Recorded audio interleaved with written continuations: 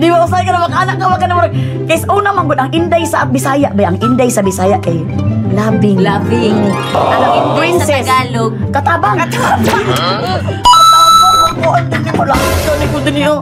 Ano pa sila? Ano pa si pangalan ni mo? Sa Bisaya, Tagalog lang ko, Inday. Ay, nagpunta na. Ginuyaya pala din. Gisugo naman noon ko sa mga buak. Oo, joke lang, joke lang.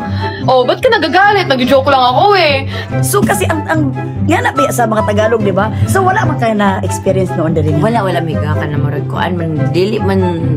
Wala sila nagkuhan sa imo kay ang nawong nimo tapang Tagalog. Pag may problema ka, huwag mong dibdibin, may likod ka pa. Ikaw. Pang Bisaya. Taga Jinsan pag yun. So, it's in fairness dahil wag ka naka-experience dahil anak yun, no? Wala ko kabalumiga. Siguro wala lang dyan ko kayo nung kaya na-overwhelmed lang siguro ko og super na nakaabot ko Manila. Sunod ka sa ABS-CBN. Anak, ganito ka. Kadulong! Murag ka ng Disneyland siguro ni sa mga taga-Bisaya. Pag sunod mo ABS, wow! This is the building of dreams. Uy, ka naman ginataw-tanaw naman nato sa una.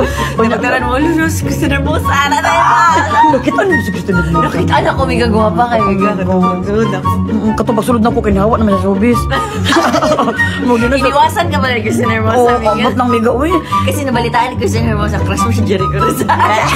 Ako'y kinikilig, bakit kayo malapit ako'y nanginginig, nagarama ang puso na.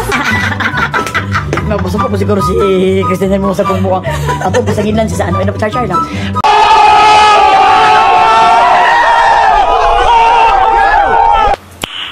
Nice.